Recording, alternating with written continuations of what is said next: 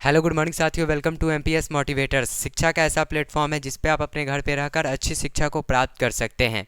चलिए हम लोग क्लास 10th के वेरी इंपॉर्टेंट क्वेश्चंस की तरफ बढ़ जाए, क्योंकि एग्जामिनेशन का अब ज़्यादा समय नहीं है, क्योंकि अब 15 दिन और एग्ज़ाम का आपका बचा।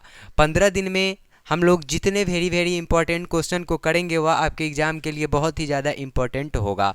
वह सारे क्वेश्चंस जो उपलब्ध हुए हैं आपके एमपीएस मोटिवेटर चैनल के थ्रू, वह सारे जो क्वेश्चंस आप देखे हैं या नहीं देखे हैं, जाकर उसे देखें, क्योंकि वह बहुत ज़्यादा इम्पोर्टेंट है आपके एग्ज़ाम के लिए। और अभी से मेरा जो एग्ज़ाम तक जो क्वेश्चंस बनेंगे, है ना, जो क्वेश्चंस आपके होंगे वह आपके एग्ज़ाम के लिए बहुत ज़्यादा इम्पोर्टेंट होंगे। यदि आप मेरे इस चैनल पे नए हो तो इस चैनल को लाइक, शेयर एंड सब्सक्राइब करें। एक लाइक हम लोगों के लिए मोटिवेशन का काम करता है। चलिए हम लोग देखते हैं ज़रा इस पहले क्वेश्चन इस सेशन का। विरंजक चूर्ण क्या है, इसका रासायनिक नाम एवं इसका उपयोग लिखे। ये क्वेश्चन आपके 5 नंबर में पूछने की संभावनाएं बन सकती है। विरंजक चूर्ण क्या है, इसका रासायनिक नाम एवं इसका उपयोग लिखे। एग्जाम में यह क्वेश्चन पूछे हुए क्वेश्चन बैंक से मैं जितना क्वेश्चन अभी लेकर आऊँगा वह सारे क्वेश्चंस बैंक के होंगे, ठीक है, जो एग्जामिनेशन में एक बार 2 बार एग्जाम में आपके पूछ दिए हुए हैं क्वेश्चन, ठीक है। तो चलिए हम लोग पहले समझते हैं विरंजक चूर्ण क्या है बाबू। तो सबसे पहले हमारे दिमाग में विरंजक चूर्ण जब आए तो सबसे पहले कि हम किसी भी सवाल को जब सॉल्व करें, यदि आपको पूछ दिया जाए खाने वाला सोडा, धोने वाला सोडा, कुछ भी पूछेगा एग्जामिनेशंस के अंतर्गत, हमारा सूत्र याद होना चाहिए। यदि सूत्र आप याद रखते हैं तो उस सूत्र के द्वारा आप उसके डिफिनीशन को कर सकते हैं। जैसे सीखिएगा, जैसे सर आप बताइए विरंजक चूर्ण के बारे में। तो देखिए ना, विरंजक जो चूर्ण है आपका, इसका रासायनिक सूत्र क्या होता है बाबू, CaOCl2 होता है ना। इसका रासायनिक सूत्र क्या होता है, CaOCl2 होता है। क्या होता है इसका सूत्र, बोलिएगा, CaOCl2 होता है। तो दिमाग में आया कि सर हमने बताए थे सर कि विरंजक चूर्ण का सूत्र क्या हो जाएगा, CaOCl2। तो अब पता करना है कि इसका डिफिनीशन लिखना है, क्योंकि आपके एग्जाम में क्वेश्चन पूछ दिया है विरंजक चूर्ण क्या है। तो हमारा पहला आंसर होगा सर कि विरंजक चूर्ण कैल्शियम, ऑक्सीजन और क्लोरीन का क्या है, योग है। क्लोरीन का क्या है बाबू, योग है। तो सबसे पहले आप लिखिएगा कैल्शियम, ऑक्सीजन एंड या और क्लोरीन क्या है। देखिए कैल्शियम, ऑक्सीजन, क्लोरीन का कौन योग है, विरंजक चूर्ण, तो क्लोरीन का योग है। पहला आंसर तो ये हुआ। फार्मूला देखे सर, अब फार्मूला में विरंजक चूर्ण जब डिफिनीशन पूछा तो हमारा पहला आंसर हो गया कि विरंजक चूर्ण कैल्शियम, ऑक्सीजन और क्लोरीन का क्या है, योग है।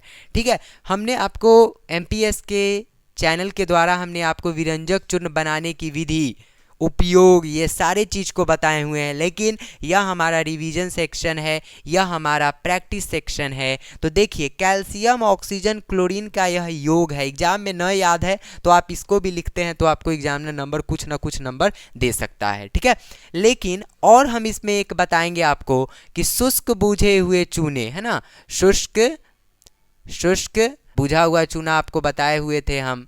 बुझा हुआ चूना का सूत्र आप जानते होंगे, क्या होता है, CaOH का होल ट्वाइस।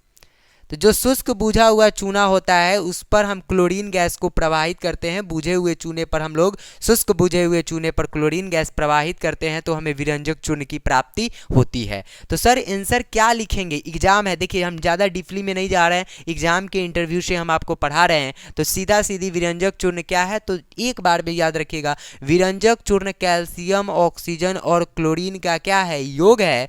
शुष्क बुझे हुए चूने पर क्लोरीन गैस चलाने से, प्रवाहित करने से विरंजक चूर्ण की प्राप्ति होती है। इसका पहला आंसर हो गया सर। इसका रासायनिक नाम बताइए, तो सर रासायनिक नाम इसका होता है, याद रखिएगा, कैल्शियम, रासायनिक नाम सीखिएगा, कैल्शियम ऑक्सीक्लोराइड। रासायनिक नाम इसका क्या है बाबू, कैल्शियम ऑक्सीक्लोराइड। CaOCl2 का रासायनिक नाम क्या है, कैल्शियम ऑक्सीक्लोराइड। इसका रासायनिक नाम भी हो गया। अब पूछ रहा है कि इसका उपयोग बताइए, है ना। उपयोग आप जानते हैं कि उपयोग से यह दूसरा चैप्टर जो अम्ल भस्म तथा लवण है उसमें से ना बहुत सारे उपयोग पूछते हैं। बेकिंग सोडा अर्थात खाने वाला सोडा, कास्टिक सोडा, धोवन सोडा, धोवन सोडा के बाद प्लास्टर ऑफ पेरिस। तो क्यों ना हम लोग सारे उपयोग को एक जगह कर ले, एक सारे उपयोग को एक बार ही पढ़ ले, तो उसको देखते हैं। जैसे देखिएगा विरंजक चूर्ण क्या है, हो गया है कंप्लीट, इसका रासायनिक नाम भी हमने आपको कंप्लीट कराया। अब इसका उपयोग जरा देख लीजिएगा।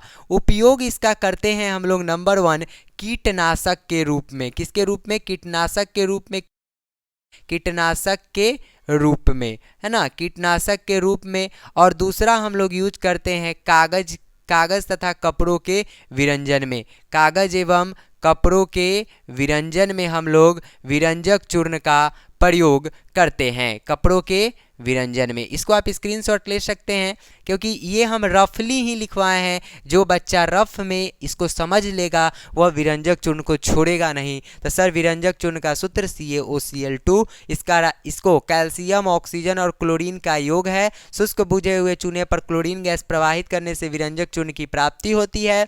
कैल्शियम ऑक्सीक्लोराइड इसका रासायनिक नाम होता है। इसका उपयोग पहला होता है कीटनाशक के रूप में और दूसरा उपयोग हम लोग करते हैं कागज एवं कपड़ों के विरंजन में। चलिए दूसरा क्वेश्चन देखते हैं। इथेनॉल क्या है, इसका रासायनिक सूत्र लिखे। इसका सूत्र लिखे, एग्जाम में पूछे हुए क्वेश्चन, ये बार बार क्वेश्चन आता है एग्जाम में, इसको आप याद कर ले। इथेनॉल क्या है, इसका सूत्र लिखे। सर इथेनॉल क्या होता है? तो देखिए इथेनॉल के लिए ज़्यादा समय तो बचता नहीं है क्योंकि एल्कोहल के लिए लास्ट में लगा होता है सर OH। एल्कोहल के लिए याद रखिएगा लास्ट में क्या लगा रहेगा? OH। यह सब क्रियाशील मूलक होते हैं जैसे एल्डिहाइड, एल्कोहल, कार्बोक्सिलिक अम्ल, कीटोन, ये सब आपको क्या मिलते हैं? मतलब जो आप समझ सकते हैं कि यह सब क्रियाशील मूलक है ना। क्या है? क्रियाशील मूलक। क्रियाशील मूलक कहने का मतलब हुआ कि जैसे आप एल्कोहल लगा देते हैं तो मेथेनॉल हो जाता है, एथेनॉल, इथेनॉल होता है, प्रोपेनॉल होता है ना। जैसे अम्ल में चलिएगा तो मेथेनोइक अम्ल, इथेनोइक अम्ल, है ना। फिर जैसे आप एल्कोहल के श्रेणी के नॉल लगा देता है और उसमें अम्ल लगा देता है। तो ये सब के लिए ज़्यादा समय तो बाकी नहीं है, लेकिन फिलहाल जो जो क्वेश्चंस आ रहे हैं हम उसमें आपको कॉन्सेप्ट क्लियर कर देंगे। इथेनॉल क्या है? तो देखिए इथेनॉल जो है ना, इथेनॉल यह कमरे के ताप पर, इथेनॉल कमरे के ताप पर, कमरे के ताप पर द्रव अवस्था में होता है सर। कैसे अवस्था में होता है? द्रव अवस्था में।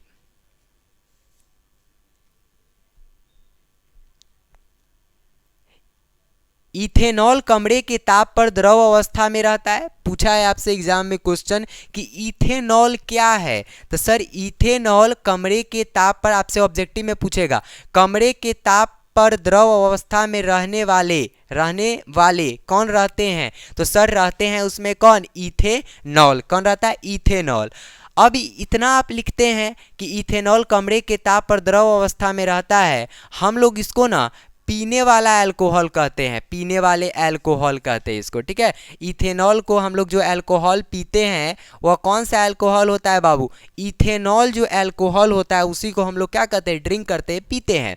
फिर दूसरा है आपका कह रहा है कि इसका सूत्र लिखिए। तो सर सूत्र क्या है? देखिए एल्कील समूह, एल्कील समूह में ईल लगता है। क्या लगता है? ईल लगता है। तो इथेनॉल जब बना तो इथेनॉल में याद रखिएगा लास्ट में क्या रहता है? OH रहता है। तो देखिए ईल लगता है ना, तो मेथ एथ, तो एथिल अल्कोहल का ये IUPAC नाम एथेनॉल, इथेनॉल कर दिया है ना। IUPAC नाम भी है। IUPAC नाम क्या है? IUPAC नाम जो दूसरे देश के हैं, है ना, Indian union and pure and applied chemistry, है ना। IUPAC का नाम आपको याद रखना है, IUPAC, है ना, Indian union pure and applied chemistry, IUPAC का फुल फॉर्म होता है। तो ये सब आपको पता होना चाहिए। ये तो ऐसे व्यवहार के लिए है, लेकिन ऐसे फिलहाल हम आपको बता दिए हैं। अब इसका कह रहा है सूत्र लिखने के लिए, ठीक है। तो सूत्र लिखने के लिए ना तो क्रियाशील मूलक को लास्ट में लेते हैं। क्या लेते हैं? क्रियाशील मूलक को लास्ट में लेते हैं। और अल्कोहल का बनाइएगा ना तो फॉर्मूला आपको याद करा देते हैं, CnH2n+1OH। मतलब क्या है कि एल्केन वाला, जो एल्केन का परिवार था ना, CnH2n+2, देखिए CnH2n+ क्या था? 2 था। और उसमें से ना क्या कर दिया? एक हाइड्रोजन को घटा लिया। एक हाइड्रोजन को क्या कर दिया? घटा दिया, ठीक है। तो CnH2n+1 इंटू OH, क्योंकि यह एल्कोहल श्रेणी का है। किस श्रेणी का है? एल्कोहल के लिए या कार्बोक्सिलिक अम्ल के लिए आप बनाइएगा, आपसे दो चीज़ से पूछता है, कार्बोक्सिलिक अम्ल से पूछ देगा या एल्कोहल से पूछेगा। तो उसके लिए सूत्र आप याद रखिएगा, ठीक है। क्या सूत्र याद रखिएगा? CnH2n+1 into OH। और उसका क्या था बोलिए? एल्केन का CnH2n+2, एल्कीन का क्या था? CnH2n, और एल्काइन का क्या था? CnH2n-2 था। तो इस पे 2 रख दीजिए, तो 2 रख दीजिए, H2 इंटू 2 + 1 रख दीजिए और OH लेते चलिएगा। 2 दूना 4, 1 5, C2H5OH। तो सर बन गया फार्मूला क्या? C2H5OH बन गया, ओके ना। तो देखिए यही था इथेनॉल। इथेनॉल के लिए N का मान आप क्या यूज कर दिए? 2 यूज कर दिए। तो बोलिए इसका सूत्र क्या हो गया बाबू? बोलिए C2H5OH, C2H5OH। यदि प्रोपेनॉल का पूछ देता, इथेनॉल का पूछा, प्रोपेनॉल का हो सकता है आपसे पूछ सकता है, लेकिन प्रोपेनॉल का यूज नहीं पूछता। प्रोपेनॉल क्या है ऐसा नहीं है। इथेनॉल एक ऐसा यौगिक है, एक ऐसा हाइड्रोकार्बन है जो द्रव अवस्था में मिल रहा है। कमरे के ताप पर किस अवस्था में मिल रहा है? द्रव अवस्था में मिल रहा है, और इसका सूत्र होता है C2H5OH। मतलब एल्कोहल के लिए CnH2n+1 इंटू OH कर लीजिएगा। कार्बोक्सिलिक अम्ल के लिए क्या जुड़ जाता है? COOH जुड़ जाता है। एल्डिहाइड के लिए भी दूसरा कंडीशन है, कीटोन के लिए दूसरा कंडीशन है। ये सब हम आपको बताएंगे बाद में। चलिए देखिए अगला क्वेश्चन। प्लास्टर ऑफ पेरिस का रासायनिक नाम एवं उपयोग लिखे। 10 मिनट का समय निकालिए और इस 3-4 क्वेश्चन को कंप्लीट करिए अपने एग्जाम के लिए। जो भी कुछ है, ज़्यादा देर का हम लोगों का वीडियो होता नहीं है। 10 मिनट का वीडियो इसलिए हम लोग देते हैं कि बच्चे जल्दी से जल्दी क्या करें? कंप्लीट करें, ज़्यादा देर का समय ना लगे, है ना। और ज़्यादा देर का समय ना लगे, 5 से 6 मिनट में आप इस क्वेश्चन को कंप्लीट कर सकते हैं। तो चलिए ज़्यादा समय नहीं लेंगे आपका। प्लास्टर ऑफ पेरिस का रासायनिक नाम पूछ रहा है, तो प्लास्टर ऑफ पेरिस का सर सूत्र क्या होता है? तो CaSO4 इंटू ½ ठीक है। और आपके से ना इसका रासायनिक नाम पूछा है, सूत्र नहीं पूछा है। बोलिए इसका रासायनिक नाम क्या होता है? कैल्शियम, रासायनिक नाम सुनिएगा, कैल्शियम सल्फेट। 1/2 को आप कह देते हैं अर्ध या हेमी। जल को क्या कहते हैं? बोलिए हाइड्रेट। क्या कह देते हैं? हाइड्रेट। तो बोलिएगा प्लास्टर ऑफ पेरिस का रासायनिक नाम कैल्शियम सल्फेट अर्ध और इसका उपयोग सर कहाँ कहाँ होता है? तो जब आपका हड्डी टूट जाता है, टूटी हुई हड्डी के मरम्मत करने में हम लोग करते हैं। टूटी हुई हड्डी के मरम्मत में हम लोग प्लास्टर ऑफ पेरिस का उपयोग करते हैं। टूटी हुई हड्डी, जब हमारा हड्डी टूट जाता है तो हम लोग किसका उपयोग करते हैं? प्लास्टर ऑफ पेरिस का उपयोग करते हैं। फिर दूसरा है मूर्ति या सांचा बनाने में। मूर्ति या सांचा बनाने में। मूर्ति समझते हैं, जैसे आप लोग देखते हैं कि अभी तुरंत सरस्वती पूजा होने वाला है, और उस सरस्वती पूजा में जब हम लोग माँ सरस्वती की प्रतिमा को देखेंगे, वह सब किस चीज़ का होता है? प्लास्टर ऑफ पेरिस का ही बना हुआ होता है। तो चलिए हम लोग 3 क्वेश्चन को इस सेशन में कंप्लीट किए। हम लोगों का नेक्स्ट वीडियो जो होगा वह वेरी इंपॉर्टेंट सब्जेक्टिव क्वेश्चन जो चैप्टर 5 तत्वों के आवर्त वर्गीकरण का होगा, मेंडलीव का आवर्त सारणी। ये सब हम आपको अगले नेक्स्ट वीडियो में बताएंगे। इसके लिए धन्यवाद।